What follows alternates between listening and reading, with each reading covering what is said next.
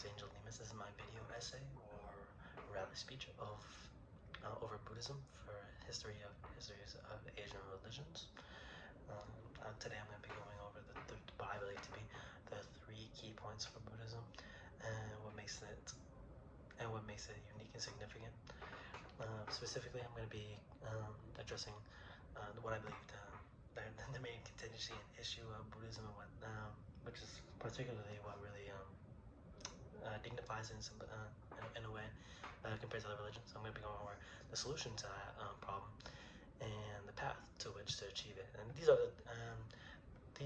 3 things may seem vague at first sight, but specifically to Buddhism, they're very unique, and with the way they go about addressing the issue and the concerns within their religion.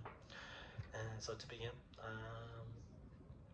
let's dive deeper into these concepts. So for my first section, my first point is the problem, or what is referred to as dukkha, or suffering, or unsatisfactoriness in Buddhism. Specifically, the cycle of suffering that every person experiences throughout life and throughout many lives when people die and are reborn. So let's dive deep into that. What this means in Buddhism is by diagnosing.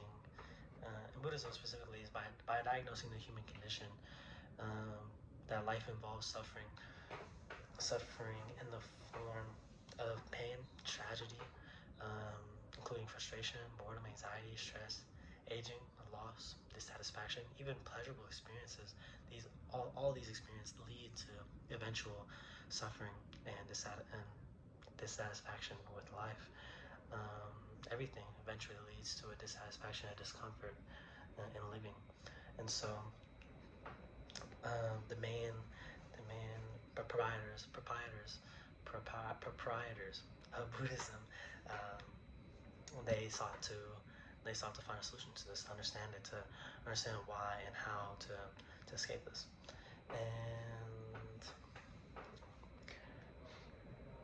And why is this important?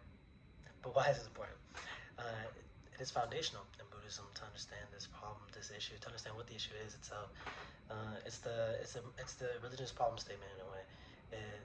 If we don't accept that there is something problematic in ordinary experiences, we won't be motivated to look deeper. And specifically to look deeper, that leads me to my next section, the solution, or awakening or nirvana, or liberation from this suffering. Now, this specifically refers to, in Buddhism, the solution to the cycle of suffering is awakening, or sometimes called nirvana, or enlightenment. This is the ending or transcendence of suffering, freedom from the cycle of rebirth, samsara specifically referred to as ignorance and craving and attachment, release from these cravings, from these desires. Awakening isn't described as annihilation, but as transformation. How one sees reality, how one understands it, how one accepts it, and how one becomes content with it, and content with the life they've been given, and how to free themselves from the experiences within it and the suffering within it. Why is this important? It is important to not only acknowledge the problem, but to assign a solution to it, to understand how we can eventually escape. It is, in a way, kind of perceptual, but that's what invites personal practice and experience, and what leads to many different forms of Buddhism, like specifically the Buddhism practice in Myanmar and Zen Buddhism. Also, the idea of awakening changes how one may live their life and may lead them to a more peaceful and contentful life, which leads me to this now leads me to my third and final section, the path, the Eightfold Path, specifically, the how to achieve this enlightenment. And what this means specifically in Buddhism is, between the diagnosis and the solution, this is the path of how in Buddhism to achieve enlightenment. Specifically, the methods include ethical conduct, mental discipline, and wisdom, and within those sections it includes right speech, right action, right livelihood, right effort, right mindfulness, right concentration, and right view and right intention. Basically, just three kind of key ideas on how to live and how to experience life, to eventually understand how to transcend. And why does this matter? Specifically, why this matters is the practice intends.